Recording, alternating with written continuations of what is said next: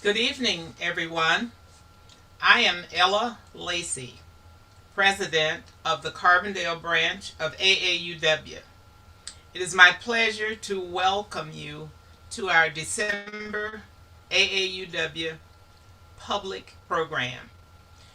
It is, of course, our last program of the 2021 calendar year. And as you have learned to expect, we have an exciting program for you this evening. We have with us Glenn Poshard and Sandra Pfeifer to present and discuss your comments and reactions to their truly unique documentary film, 39 Counties. We ask you to enter your comments and reactions into the bar called Q&A. If you will put things in the Q&A, we will monitor that and restate your questions and comments for you. I would like at this point to present the two presenters. Sandra Pfeifer is an award-winning documentary filmmaker who received her undergraduate degree from SIU Carbondale, and she did this at a very exciting time in her life, her 50th year. She continues to live in a small Southern Illinois community, a farming community, and she also continues on her path to a Master's of Fine Arts in Film Production. She specializes in documentaries on social justice issues, the most well-known of which is Against All the Odds. Glenn Poshard is a former Illinois State Senator, U.S. Congressman, Illinois gubernatorial candidate, and he was also president of the Southern Illinois University System. After decades in politics, Glenn has worked with Carol Pfeifer and Feed Room Films to develop the documentary mentioned that raises some alarm in politics. So I am very pleased at this time to hand the mic over to Glenn and Sandra and let them introduce the film and let us get started in watching it after their introduction of their work.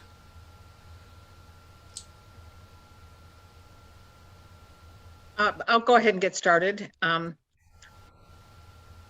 Glenn, when Glenn planned these 39 marches, which I'm sure was an epic thing to do in the first place, that 39 marches in 39 counties in 28 days. This is, 2 and 3 a day and hundreds of miles. The landmass that he covered was 17,800 square miles. So it was really significant. I got wind of it and realized that it was right up my alley in a social issue documentary. I realized that it was something that not only as a documentary, but as a person who believes in social justice and right action. And I have marched many times myself. I wanted to be part of it, and I called and asked if he would let me follow him and film, and it worked out. Wonderful. Ella, Joe and I last fall in 2020, we were so disturbed by all of the talk of violence on social media. And my very dear friend, John Lewis, had just passed away in July. And we sat at home and said, what can we do about this? Because we've never seen such violent talk in our society. It's dividing the nation. And we decided, in John's memory, as well as for providing a countervailing voice against the voice of violence in our country, to go to all 39 counties that I had served in the United States Congress in 2 separate congressional districts, march around the courthouses, and then talk to the people about nonviolence, which we thought was necessary. And so that's what the film is about.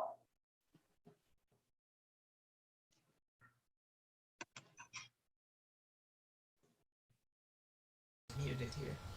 Well, thank you for those comments, and I guess that means you're ready for us to watch the film. So again, for the audience, we'll watch the film and think of our comments, reactions, and put notes in the Q&A. Thank you.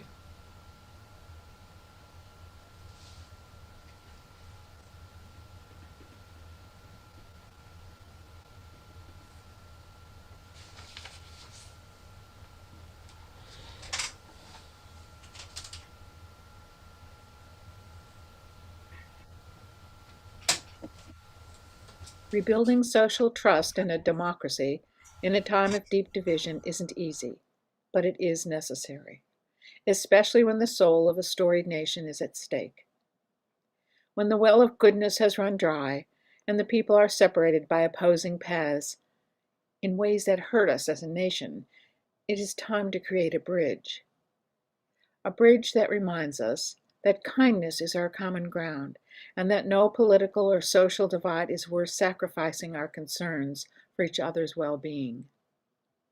A strong democracy can transform conflict only when populations are not divided. In an act of faith, and with a deep sense of responsibility to his country and community, Glenn Poshard planned and organized 39 separate marches in the Illinois communities he represented in the U.S. Congress. There is a time and a means and a place for the right things to rise up and show us the way. Acts of civic engagement and peaceful public protest can make a difference and move a democracy forward out of danger. This former congressman and a courageous band of ordinary citizens living in 39 of the most rural and underserved counties in the state of Illinois marched to redeem the soul of America.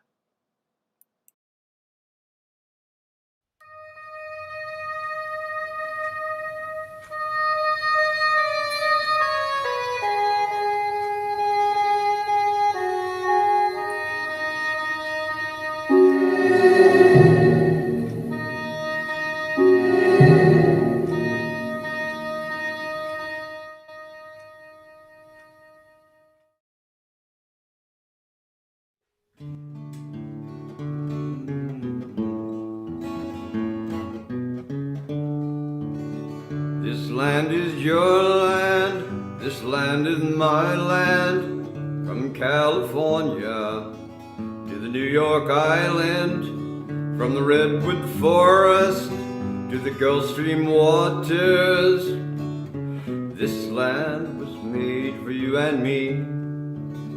As I was walking the ribbon of highway, I saw above me an endless skyway. I saw below me a golden valley. This land was made for you and me. This land is your land, this land is my land, from California to the New York Island.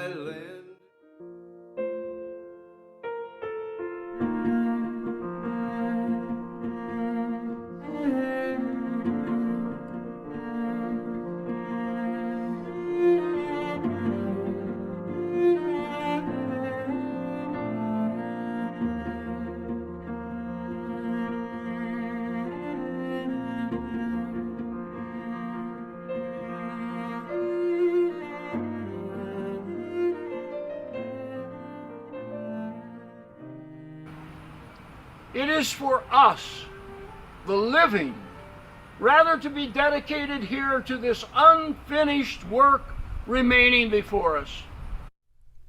Resilience, we are strong, shoulder to shoulder, keep moving on. Resilience,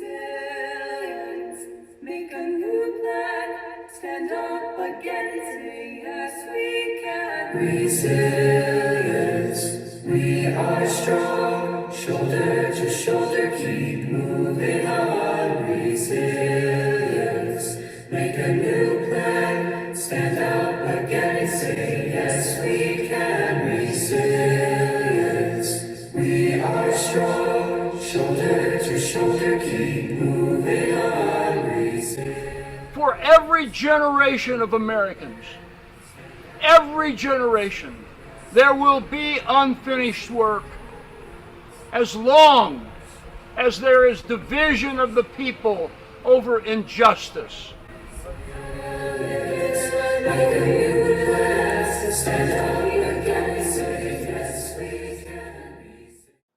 Congressman John Lewis said, "Ordinary people with extraordinary vision can redeem the soul of America."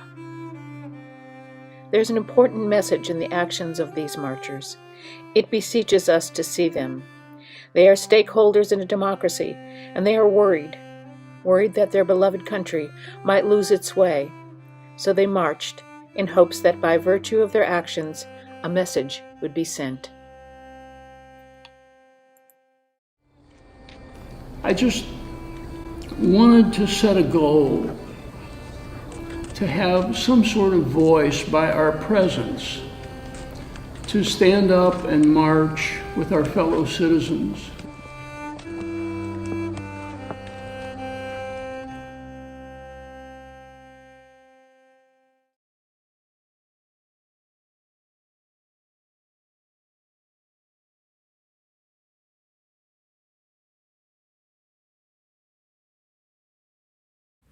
When you see something that is not right, not fair, not just, you have a moral obligation to continue to speak up, to speak out.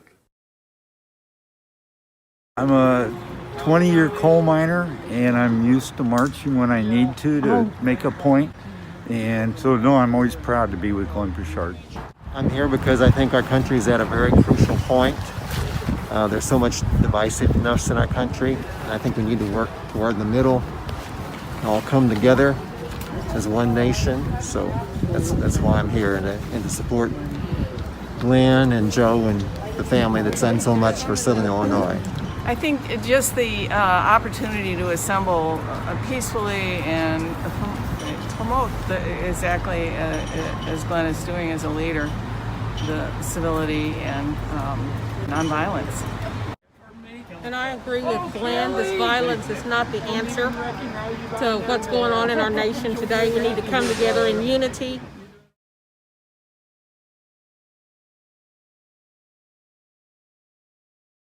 Thank you so much for coming out this morning to kick off this march.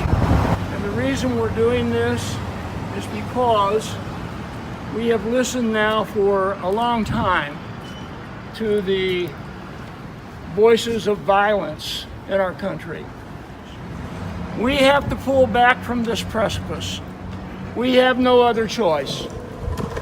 So we're just thankful for your support to help get started here. We're gonna march around the courthouse, and then we'll gather again here. And I'm gonna give a small oration on President Lincoln, on some words that he spoke in the Gettysburg Address, as well as his second inaugural, when he challenged us with malice toward none. So we'll just begin.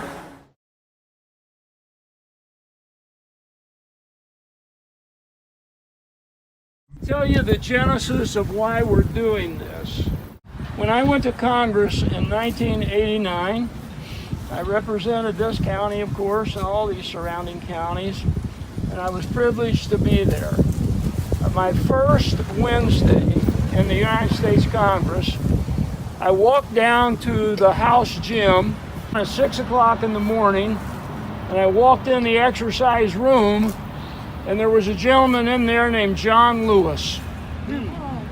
And First time I'd met John, I'd heard a lot about him.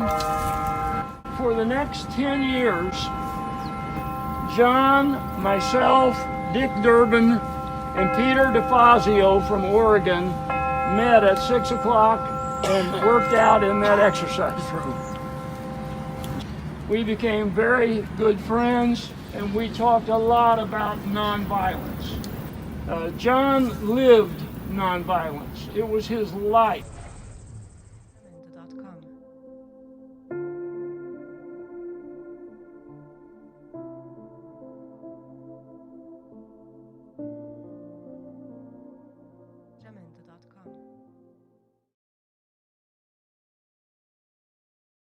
It's so much hatred and violence that are dividing our nation right now.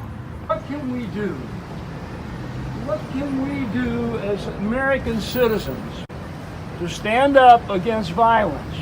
And so we looked at the 39 counties that we had been privileged to serve, and we said, we're going to go back to those counties, and we're going to talk to the people again. And we're going to talk about non-violence so that we can stand for something that can help us achieve democracy and not hate our neighbors, not be violent with each other. Because violence isn't only actions on the street.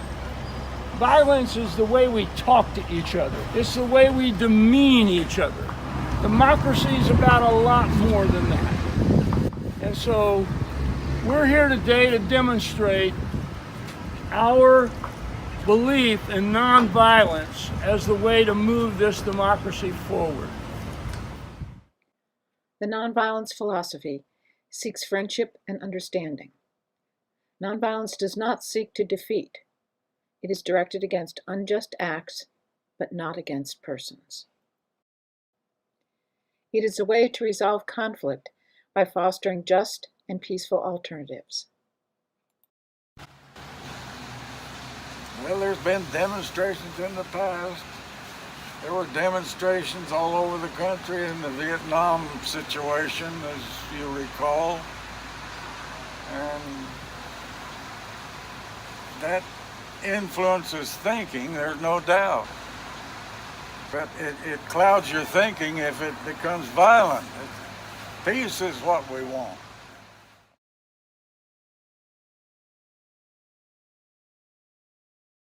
We want to be the antidote to what's out there in our society today, which seeks to divide us. And so we marched. We marched for unity. All of us were in one heart.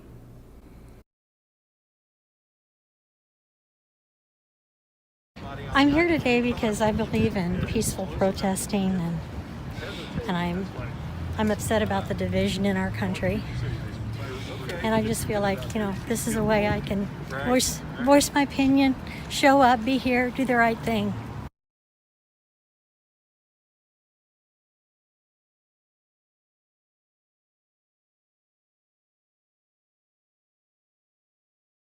Life is too far to walk alone. You can't do it on your own. It's like bare hands digging through stone. And if things go down much steeper hills, even money won't pay these bills. But time will show you now the people gonna be okay. Storms never come to stay. They just show us how bad we need each other. How bad we need each other. And the trials of today, they are signs along the way to remind us how bad we need each other. How bad we need each other.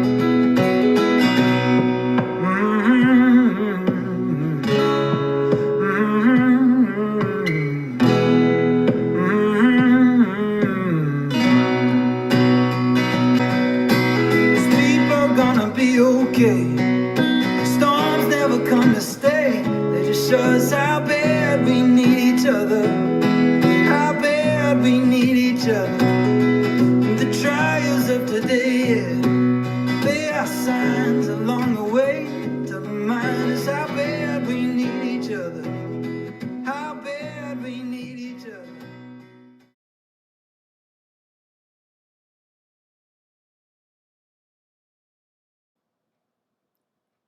She printed democracy in large letters.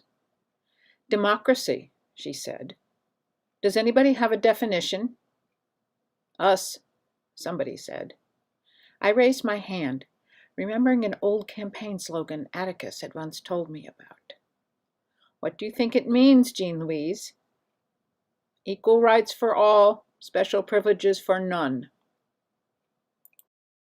If we want our children to grow up in a democracy, a true democracy, a representative democracy, in a big-hearted, tolerant, vibrant, inclusive America of perpetual self-creation, then we got to do something. Trails of troubles, rows of battles, paths of victory we shall walk. The road is dusty, road is a mighty rough. Better road is awaiting, the day is not far off. Trails of trouble, rows of battles, paths of victory we shall walk. We're trying to tell people that we need to stand up as Americans and care about each other and respect one another. Amen. And that's our message. Yeah, excellent. Okay, thank you.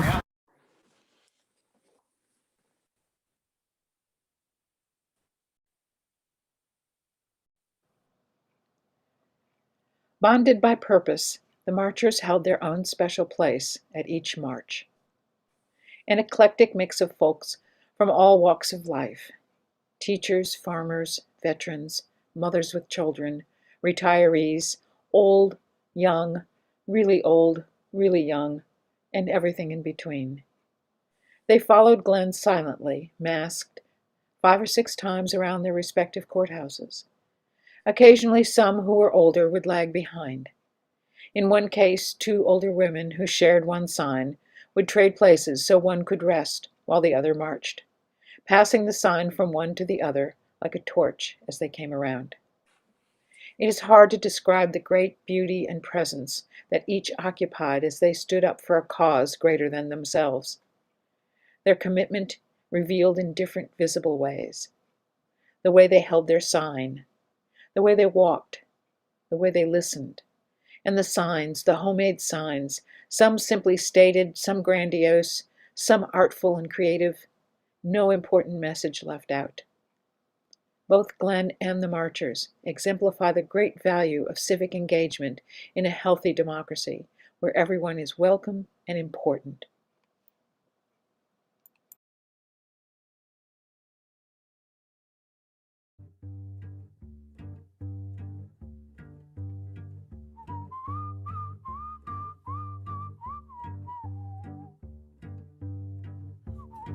We're trying to go to the courthouses because this is where the seat of our law is in each county.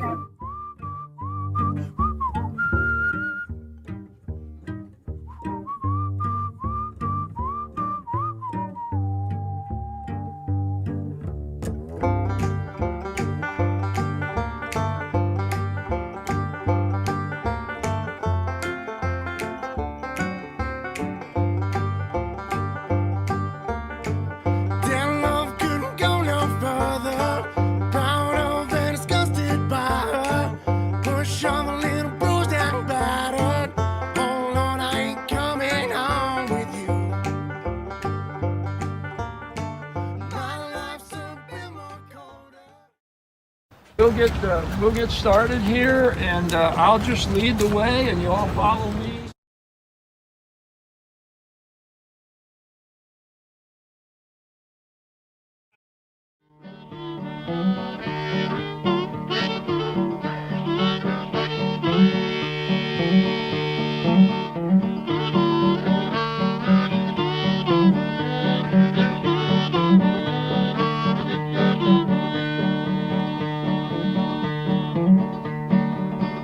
It's a mighty hard road that my poor hand has hoed. My poor feet has traveled a hot, dusty road. Out of your dust bowl and westward we rolled, and your desert was hot and your mountains was cold.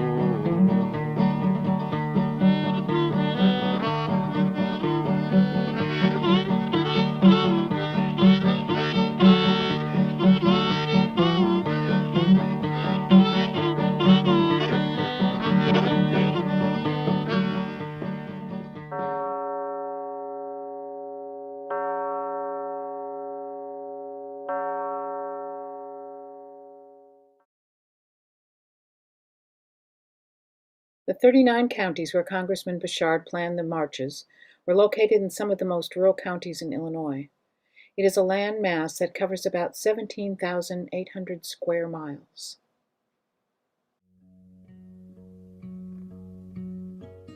With hundreds of miles of two-lane highways covering a diverse countryside of cornfields, silos, and rolling green hills.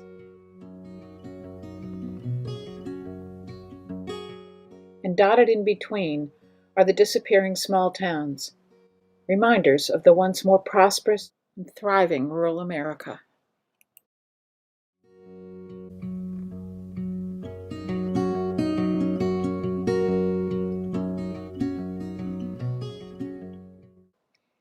Each one of the marches was planned around the time it would take to get to and from each one of those 39 Illinois towns in 28 days.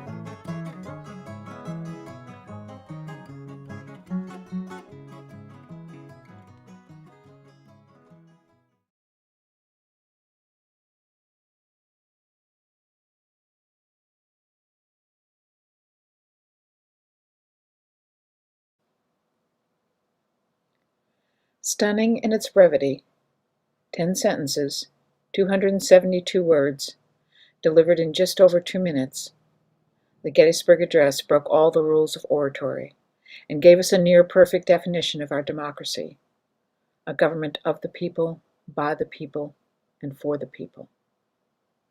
On November 19, 1863, on the Civil War battlefield near Gettysburg, Pennsylvania, President Lincoln brought honor to the dead, hope to the country at war with itself, invoked human equality, and told us our democratic values shall not perish from the earth, reminding us that there is unfinished work that remains before us.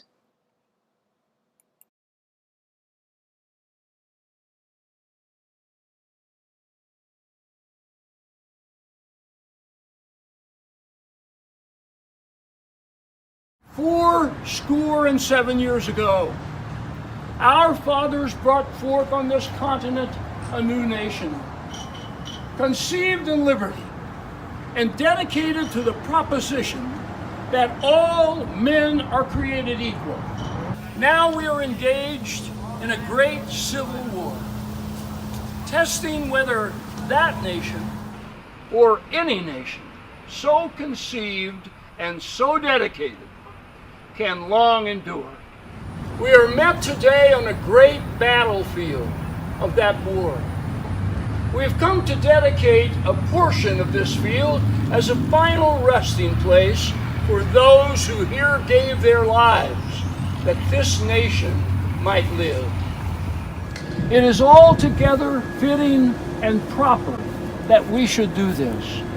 But in a larger sense, we cannot dedicate, we cannot consecrate, We cannot hallow this ground.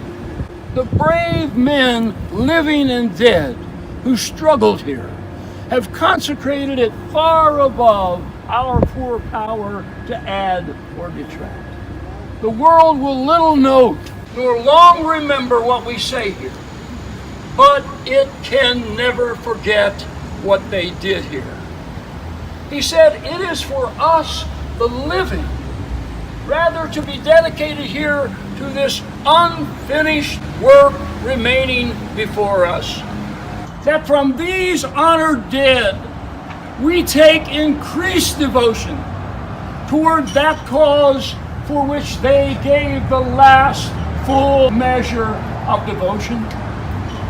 We here highly resolve that this nation shall have a new birth of freedom,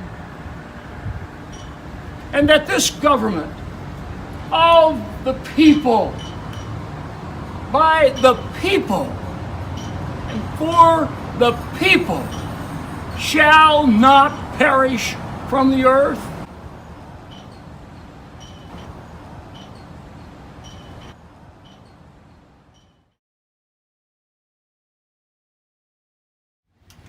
Now, what was that unfinished work remaining before us, of which President Lincoln spoke on that day? To stand up, to do what you're doing today, to take the message of that declaration to our nation, to our communities, and say, no, we're better than this.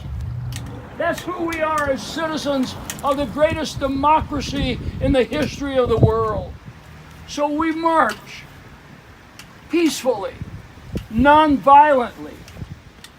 Violence only separates us from our heritage, separates us from who we are as a people. So we march for non-violence. We can't hate our neighbor. We can't speak violence. We've got to love each other. We've got to care about each other. And we've got to bring America back to those rights that are ours and every citizen's rights of this country. God love you. Thank you for being here.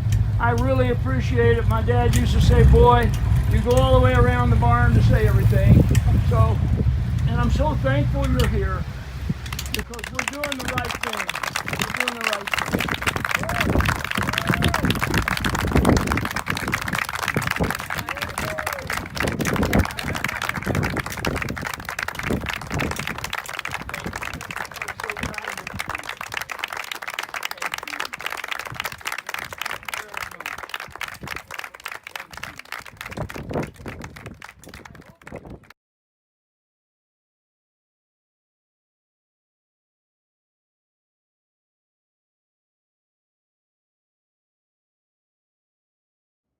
Those principles of the Declaration, those guarantees of equality, of life, liberty, the pursuit of happiness, anytime those are endangered for any of our people, it becomes the unfinished work before us to speak to that, to stand up against the diminishment of those principles and those guarantees. That's who we are as Americans.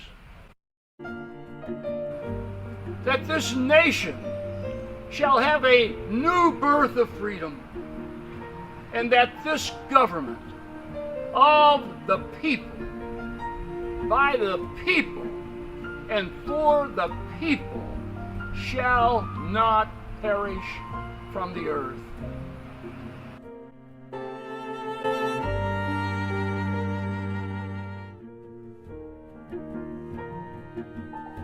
Our forefathers brought forth on this continent a new nation, conceived in liberty and dedicated to the proposition that all men are created equal.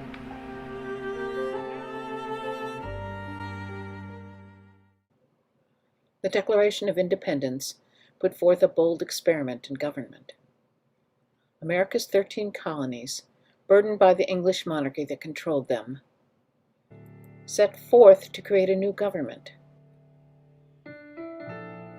one that would secure the people's rights and completely separate them from the mother country.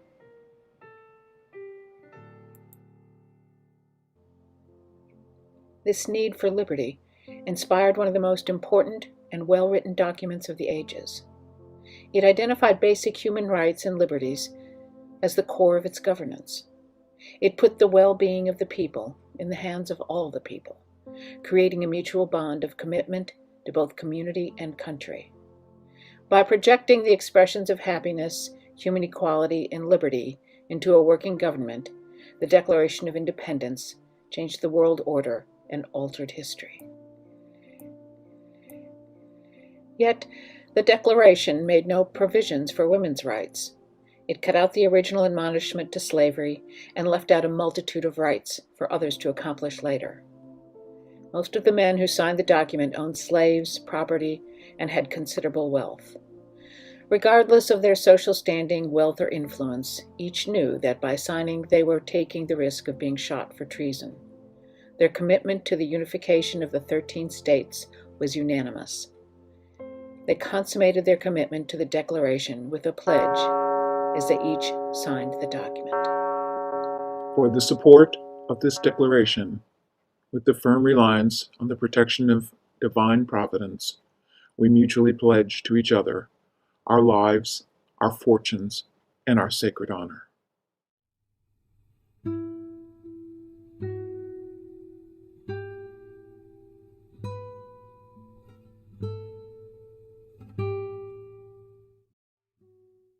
President Lincoln believed that the Declaration of Independence was the founding document of our country. He was reelected to a second term.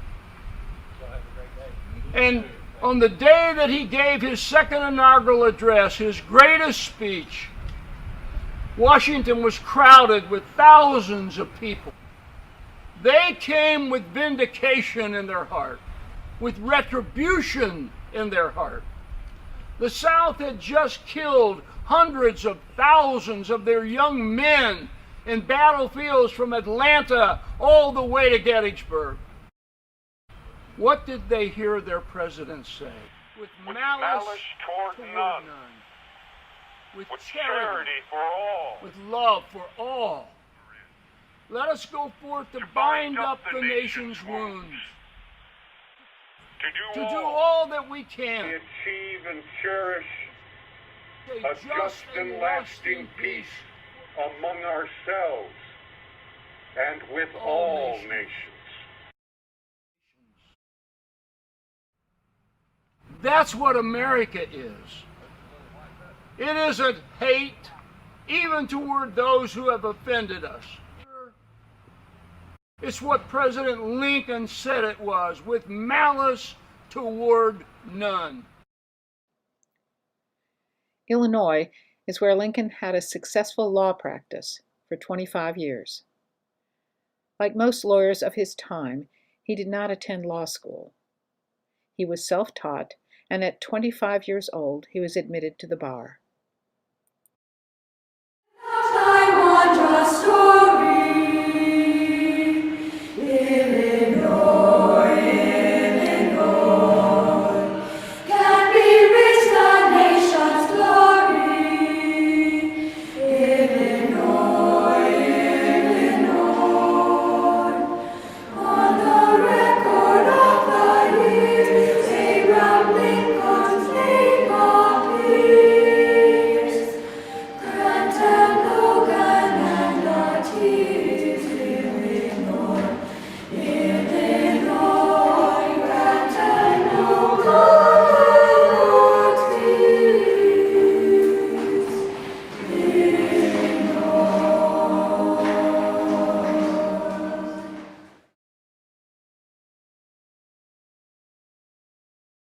In a speech he made at the Young Men's Lyceum in Springfield, Illinois, in 1838, at 28 years old, Lincoln presaged the coming of trouble for the country.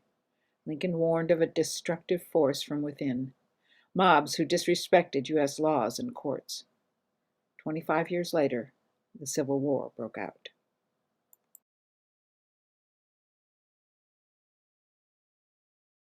At what point, then, is the approach of danger to be expected? I answer, if it ever reach us, it must spring up amongst us. It cannot come from abroad.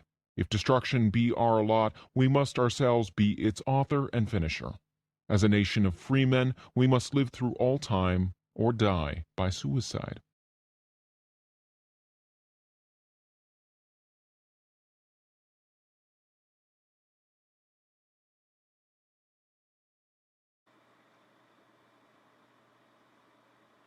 April 1854.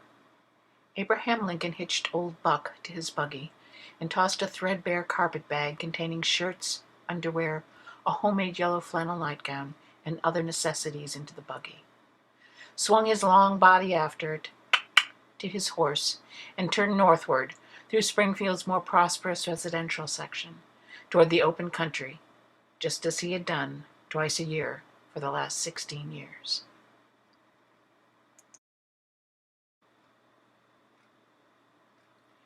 Lincoln and a group of lawyers and a judge brought the judicial system of Illinois to the small towns and hinterlands of 14 counties.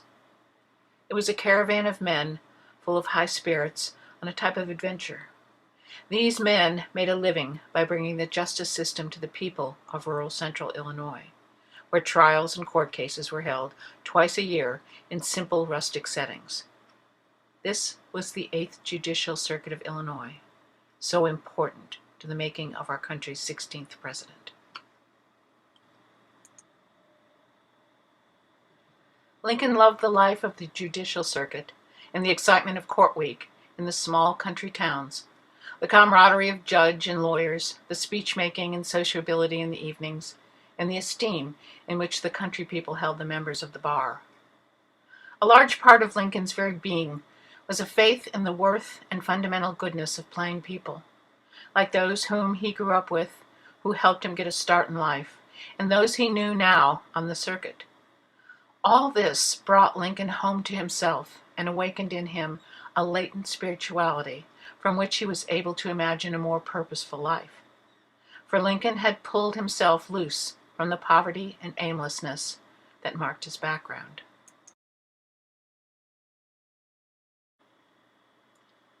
And as he grew in mind and character, the story of America took on rich meaning for Lincoln.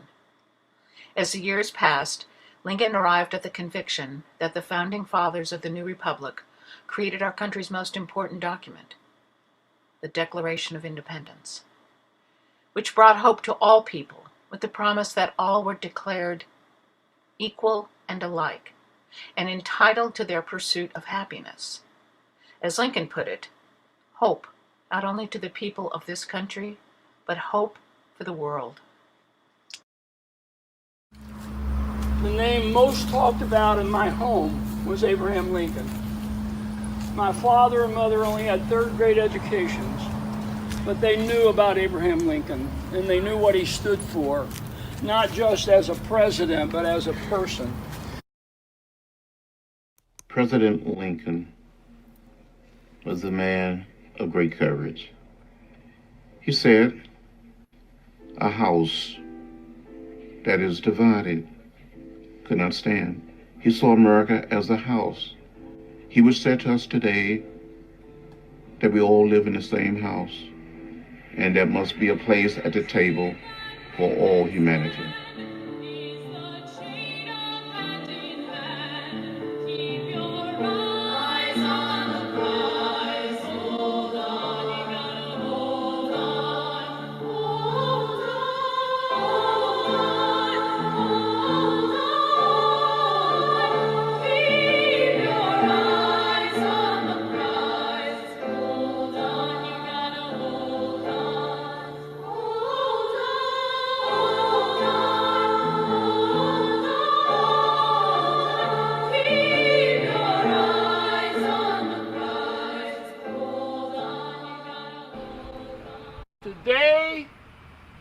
We may look small, we're not, because the word will go out that violence is not the answer, that nonviolence is the only course of action that we can take as Americans. That's what we're about. That's what we're here today to understand. Those revolutionary beliefs that are our birthright, that unfinished work that Lincoln spoke of, that never ends for any generation of Americans.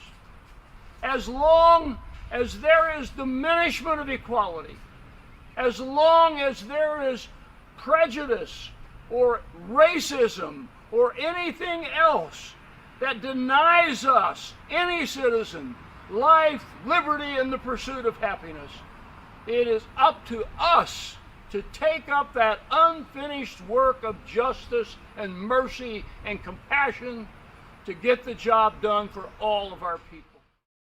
For I'm American. I'm American. I'm American. Praise the Lord. Praise His holy name.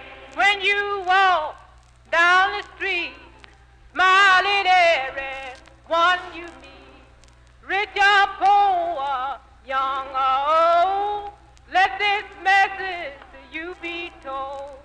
When you work and play and sing, you be proud of your liberty.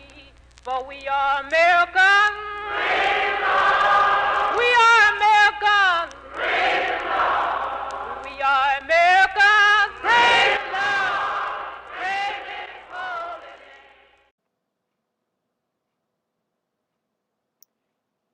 Still firmly attached to his calling as a public servant, Glenn Poshard marched 39 times with his former constituents to promote peace and nonviolence. Founded on the principle that in a democracy, citizens have a moral obligation to protect their communities, their country, and each other against trouble from within. Glenn offered the opportunity for folks to march together for the greater good of the country. We cannot look away from this act of civic engagement. We cannot see it as being small or insignificant, because it is not. It is a milestone, one that reflects the importance of public engagement for all communities, even the smallest ones. The 39 marches shows us that folks can gather peacefully and publicly anytime to express their concerns for the country's well-being. The Declaration of Independence asked us to form a more perfect union. No matter how insignificant it might seem to the entire nation that a small group of rural Illinoisans from small-town America got together and walked for peace and unity, no matter that news of it didn't go much farther than the local papers. Instead, what did matter was that the local news did note the event, and that marchers didn't have to travel to Washington, D.C. or a large city to express their concerns. And that at any time, ordinary citizens, without rank or wealth or fame, can stand up publicly and peacefully and say, this isn't right. We can do better. That is what matters, and that is what makes this country a place for hope and promise to all people. Glenn Poshard gave every citizen in 39 Illinois counties, from Cairo to Belleville, the opportunity to be proud Americans right there in their own communities. And that is the kind of leadership and action that needs to be shared.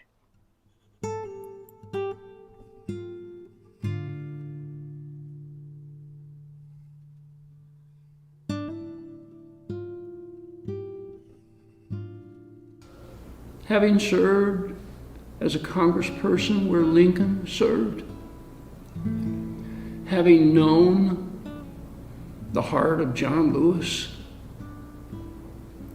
I had a touchstone that I could share with our people along the way.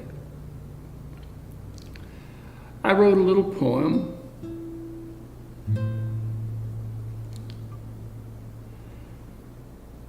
I just called it a reminder.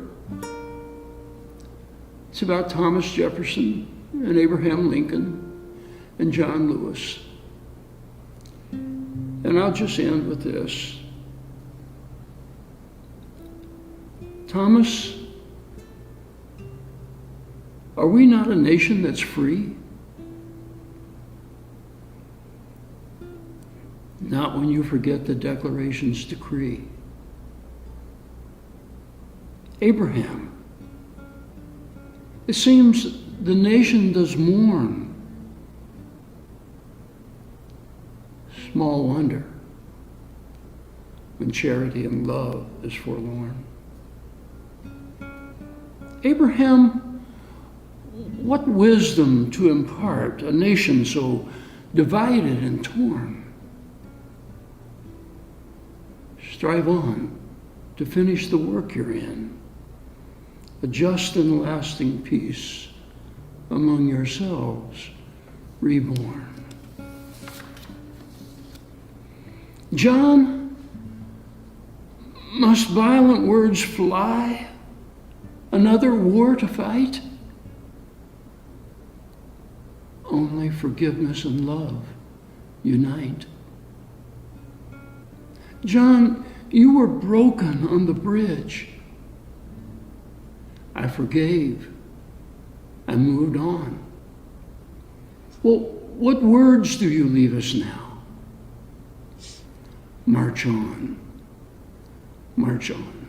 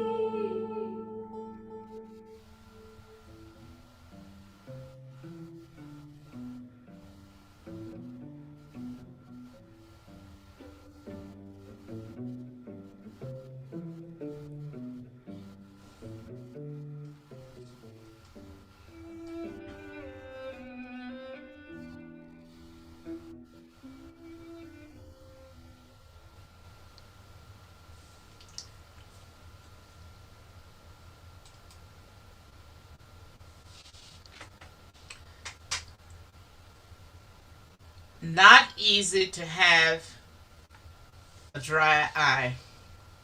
What a stimulating and thought-provoking evening we have had in being able to see civic engagement on issues of our local and national social climate, something relevant to all of us. We owe our sincere thanks to Glenn Poshard and Sandra Pfeifer for their first-class documentary.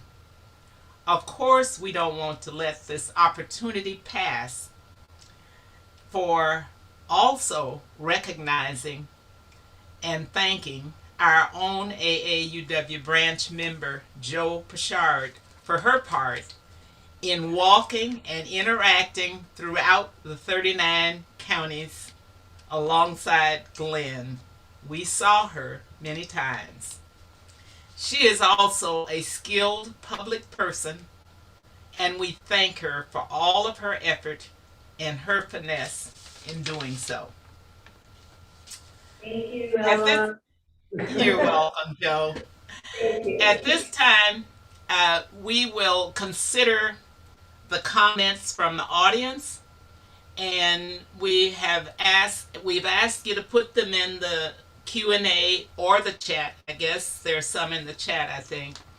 And we've asked Marcia Anderson, who is our Vice President for Programs, to monitor the chat and the Q&A and lead us in dealing with the Q&A. Marcia? Okay. Thank you, Ella. I have a couple of questions here from Cindy Bai.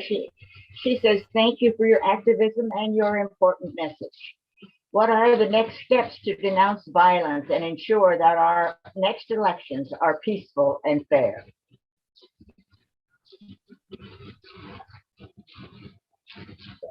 I'll speak to that first. I think Sandra will talk to you about our effort to get this out to the public in different ways. We simply have to do what President Obama admonished us to do. When we see violence out there, we see the kinds of division that is being talked about, we have to do something. Whether it's march or whether it is standing up.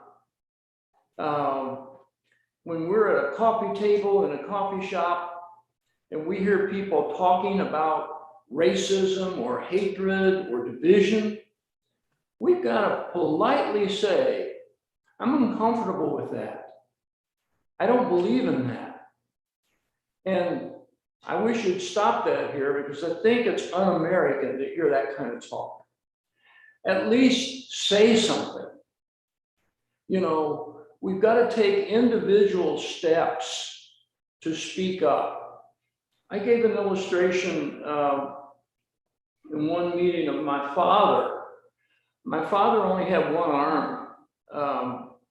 We were poor farmers over in southeastern Illinois, never wore anything, big Smith overalls. And we were in our little backwoods country church, mostly family and friends and so on. In August of 1960, this itinerant Jonathan Edwards came through the community, and we let him speak in our church. And he started in a very vociferous fashion telling our church that if John Kennedy is elected president of the United States, the Pope will run America. He'll be ruling America. Well, our little congregation just sat there. They were kind people. They didn't know what to do. They knew what he was saying wasn't right, but they didn't want to be offensive in their tone or anything. So the church service went on. He spoke his piece. On the porch of that little church, after it was over, I was standing 10 feet away from my dad, and I saw my dad put his one hand upon this gentleman's shoulder, and he said, "Sir, you are never welcome in our church again. We're not used to hearing that, and we don't want to hear it anymore." And you know, it was the greatest gift my father gave me, because he loved Harry Truman, because Harry Truman was the first president to integrate the armed forces. And my dad thought that was a marvelous thing.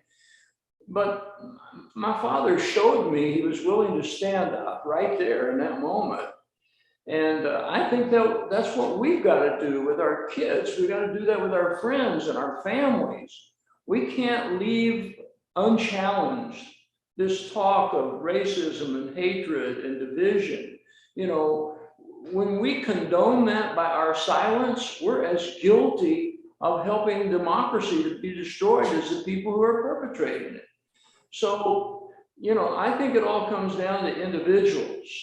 And when it comes to the next election, we got to be very vigilant here, because there are states right now that are passing laws to send alternate electors to the Electoral College to vote for someone that that legislature wants, regardless if the will of the people has been expressed for somebody else. And that's autocracy. That is, a direct defiance against the democracy that the Declaration, the Constitution, our great leaders have left us as our heritage. We can't allow it, but we can only defeat it if we speak up. And so that's sort of what I believe. And John Lewis was one of my greatest friends in Congress for those 10 years, and I served with John, and I watched John many times in just the kindest possible way fight off those kinds of divisions, just by his calm demeanor and his speech. He never let it go. He never let it go. I'm sorry, I'm talking too much. Sandra, go ahead and talk about. Actually, that story you told is one of my particular favorite stories of your life. I love that story, and it made me remember almost not exactly an opposite, but a similar story in my life that helped me, because I was, I think what I'm getting at is, if you can support whatever anybody is doing, to speak up, to speak out, to march, whatever it is, if you can support them, that's something important. My mother lived in Washington, D.C., and I flew out there to protest the Iraq War. And my mother is a staunch Republican, and she was, very conservative. And, I told her, this is what I'm doing. It's okay. It's all right, Mom. And she was worried I was going to go out in this big crowd. No, it'll be fine. I put on my backpack, and had my water and everything. I was starting to go out the door. Now my mother was, came up to about here on me, just a tiny woman. And I said, all right, I'm going out there, Mom, and I'm going to march, and I'm going to try and protest the Iraq War. And she looked up at me and she said, "You're my hero." Yeah. So supporting that, when I knew she had never voted anything except for FDR, she'd never voted anything but Republican, that she really wasn't sure why I did what I did, but she suddenly realized in her heart, she knew the war was wrong. I know she knew it. And she had an opportunity. She couldn't, and at one point she said, "I wish I could go with you," but she was just too old. She was almost 90. And so I think that example, she taught me that I should support, not only should I do it, but I should support people who will do it, who can do it, who speak up, anything that if you can support somebody, then I think that again, and how do folks help the next, as we go further, it's step by step.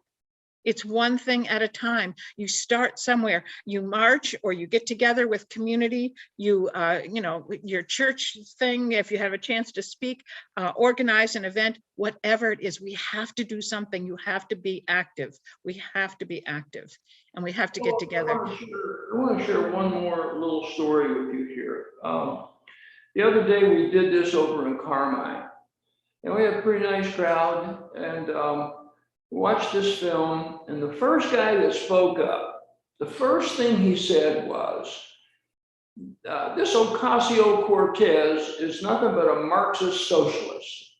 And I just stopped him in his tracks. I said, wait a minute.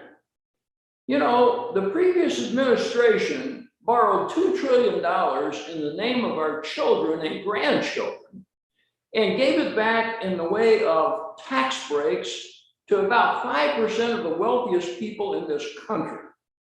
You didn't say one word about that. But here's somebody that wants to improve childcare in her community, wants to get better daycare so working women can work, wants to reduce prescription drug prices, wants to stand up for improvement in the quality of life where she lives. and you gotta call her a Marxist socialist. I said, that's what's wrong with the country. We Really? just showed you 50 minutes here of film saying, don't do that. Don't do that. You know, we don't have to agree with policy of one or another, but don't make enemies out of fellow Americans because they may see things a little bit differently about the way we spend our tax money. I'm sorry, I'm talking too much. You know, I think isn't it just like ridiculously simple to understand? Be kind to one another. I don't get how can that be hard? I don't understand that. It's so easy. Be kind to one another. It's just not that hard. I really think so. That we had another question. Yeah, there's one more question. What was the reaction you received from the communities in which you marched, and how did the folks receive the message?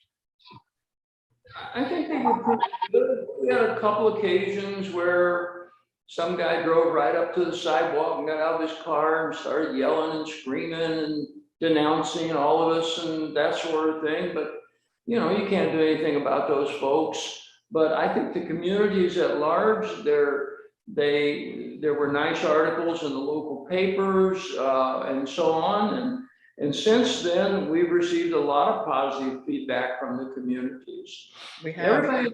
Everybody in this country doesn't want to claw each other's eyes out. I think if you give people the opportunity to work together, which is what we're trying to do, I think they'll surprise you, the numbers of people that really want this country to be what it's supposed to be. I agree. You know? Yeah. Thank you, Ella. Thank you, folks, for having us. We appreciate it.